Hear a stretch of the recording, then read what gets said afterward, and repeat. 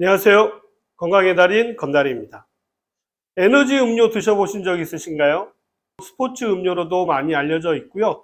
건강기능식품처럼 작은 병에 들어있어서 마시기도 편리하고 순간 힘이 나서 골프를 치시는 분들에게 인기가 많은 음료로도 알려져 있죠. 요즘 시중에 피로회복에 도움이 된다라는 각종 에너지 음료들이 넘쳐나고 있는데요. 이러한 에너지 음료 시장은요, 2011년 5,410톤에서요, 2012년 41,848톤으로 무려 8배가량 증가했고요. 시장 규모도 꾸준히 성장세에 있다고 합니다.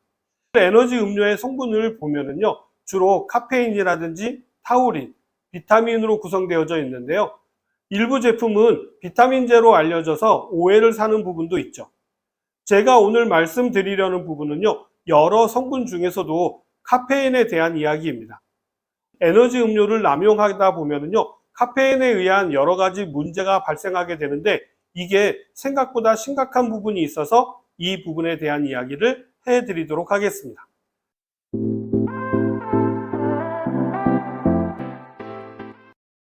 카페인은 가장 널리 사용되는 각성제로요, 중추신경계와 말초신경계를 자극하는 물질입니다. 적당량을 섭취하시면요, 신경 활동이 활발해져서 피로감이 줄어들고 기억력이라든지 인지장애 개선에서도 도움이 되는데요. 아미노산의 일종인 타우린의 경우에는요, 피로회복에 탁월한 원료로 알려져 있을 뿐만 아니라 스트레스 완화에도 도움이 되는 성분이죠. 타우린의 경우에는요, 혈중 콜레스테롤 수치를 낮춰서 고혈압을 비롯한 지방간이 있으신 분도 도움이 되는 성분이죠. 유통 중인 에너지 음료의 영양 성분표를 살펴보면요, 과당과 포도당도 쉽게 볼 수가 있는데요. 과당을 비롯한 포도당 등 단순당을 섭취하시게 되면요, 바로 에너지로 전환이 되어서요, 사용할 수 있기 때문이죠. 그래서 이러한 음료를 마시게 되면 바로 힘이 나게 되는 것입니다. 하지만 단순당의 섭취가 과하게 되면요, 혈중 인슐린 농도가 급격하게 올라가서요, 혈당 스파이크 현상이 나타날 수가 있게 되고요. 혈중 당이 높다 보니까 지방 연소를 중단하게 되어서요, 운동을 하게 돼도 지방 연소가 중단되기 때문에 다이어트를 하는데도 문제가 발생하게 됩니다. 일부 에너지 음료에 자주 첨가되는 과라나라고 하는 성분은요, 남아메리카에서 서식하는 나무의 열매인데요. 카페인 함량이 높은 열매로요, 남미 지역에서는 자양강장제로 널리 쓰인다라고 합니다. 에너지 음료에 포함된 과라나는요, 함유량은 많지는 않지만요, 카페인이 함유된 성분이니만큼 주의는 필요한 부분이죠. 제가 오늘 말씀드리고 싶은 부분은 바로 이 부분인데요. 에너지 음료는 중고등학교 수험생과 취업을 앞둔 대학생들 사이에서는요, 잠 깨는 음료로 통하고 있다는 것입니다. 야근이 잦은 직장인이라든지 장시간 수술을 해야 하는 의사들까지도요, 에너지 음료를 찾는다고 합니다. 문제는 여기에서 시작되는데요. 카페인은 일시적으로 기분을 좋게 하고 정신을 맑게 하고 기억력이라든지 판단력, 지구력을 높여주는 기능이 있습니다. 하지만 장기간 또는 다량 섭취하시게 되면요, 불면증을 비롯하여서 심박동 이상, 신경과민 등을 촉발할 수가 있습니다. 미국에서는요, 14세 소녀가 에너지 음료 2캔을 마신 뒤에 숨지는 사건도 발생했는데요. 소녀의 사인을 카페인의 중독에 의한 심장 부정맥이었다라고 밝혔습니다. 당시 이 소녀는요, 한 캔당 카페인 함량이 240mg인 에너지 음료를 2캔이나 마셨는데요. 이 정도의 양이면요, 일반적인 커피 대6잔을 한꺼번에 완샷한 경우와 같습니다. 어린이나 청소년은 카페인에 대한 민감도가 커서 학업에도 부정적인 영향을 끼칠 수가 있는데요. 저 어릴 적만 해도 아이들이 커피를 마시려고 하면은요, 어른분들께서 커피 마시면 머리 나빠진다 라는 이런 이야기를 하신 적이 있는데요. 이러한 이야기가 맞는 이야기라는 것입니다.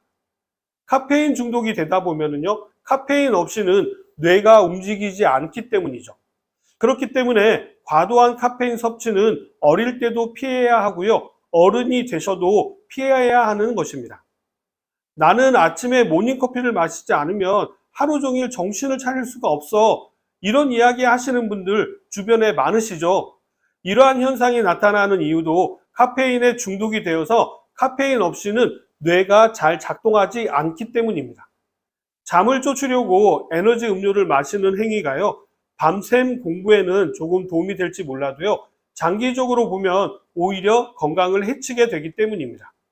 피로감, 졸음, 소화장애, 식욕부진 등의 증상을 유발할 수가 있고요. 어린이나 청소년이 카페인을 과다하게 섭취하게 되면요, 체내 칼슘 흡수를 방해하기 때문에 키 성장에도 악영향을 끼칠 수가 있고, 나이 드신 분들의 경우에도요, 골다공증이나 골연화증을 가속화할 수 있기 때문에 각별한 주의가 필요합니다. 어린이의 경우에는요, 에너지 음료 한 캔만 마셔도요, 어린이의 카페인 최대 1일 섭취 권장량을 초과할 수가 있기 때문에요, 각별한 주의가 필요합니다. 에너지 음료 한 캔의 평균 카페인의 함량은요, 62.1mg입니다. 하지만 제품마다 차이가 크기 때문에요, 각 제품의 라벨에 표기된 카페인 함량을 꼭 확인하실 필요가 있습니다.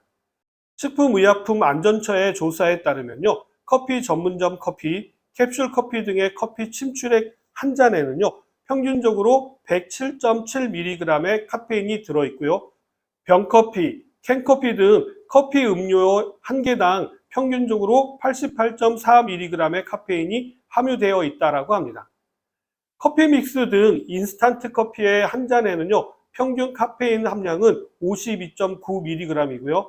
콜라에도 카페인이 함유되어져 있는데요. 콜라 한 캔에도요, 약 38에서 46mg이 함유되어져 있고요.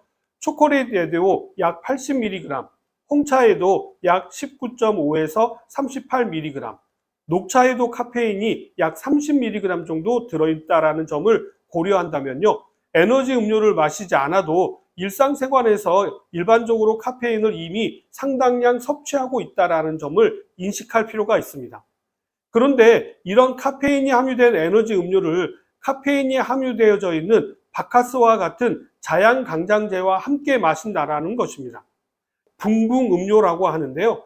이런 음료는요, 때로는 치명적일 수가 있기 때문에 각별한 주의가 필요한데도요, 청소년들이나 대학생들 사이에서는요, 유행처럼 번지고 있다고 합니다. 에너지 음료는요, 술과 함께 마셔도 부작용의 위험이 훨씬 더 커지게 되는데요. 유럽 식품안전처 EFSA의 조사 결과에 따르면요, 에너지 음료를 마시는 18세에서 29세 청년의 70% 이상이 술과 에너지 음료를 섞어 마시는 것으로 나타났다고 합니다. 에너지 폭탄주로 통하는 예거밤은요, 에너지 음료를 술에 섞어 마시는 일종의 칵테일인데요. 술에 고카페인 음료를 섞어 마시게 되면요, 카페인의 각성 효과로 인해서 실제로 술에 취한 상태이지만 본인은 전혀 이를 알아채지 못해 결과적으로 자신의 주량보다도 더 많은 술을 마시게 되어서 자신의 주량을 과시하는 용도로 사용되지만요, 결국은 알코올의 영향으로 많은 문제가 발생하게 되는 큰 문제를 안고 있는, 말 그대로 폭탄주가 되는 것입니다. 언제 어디서 어떻게 터질지 모르는 폭탄주 말입니다. 술과 고카페인 음료를 섞으면요, 심장에도 부정적인 영향을 미칠 수가 있게 되는데요. 미국에서는 에너지 폭탄주로 인한 사망사고도 자주 일어난다고 합니다. 미국 미시간 대학 사회연구협회 연구팀이 대학생 652명을 조사한 결과요, 술과 고카페인 음료를 섞어 마실 경우에는 알코올 중독에 빠질 위험이 높아지고요, 다음날 숙취도 더 심해지는 것으로 밝혀졌다고 합니다. 최근에는 에너지 음료를 규제해야 한다는 목소리가 힘을 얻고 있는데요. 스웨덴의 경우 15세 이하 청소년에게는요, 술처럼 에너지 음료를 판매하지 못하도록 되어져 있고요. 사우디아라비아에서는요, 에너지 음료의 광고는 물론이고요, 교육시설, 스포츠시설, 정부 건물 내의 판매를 금지했다고 합니다.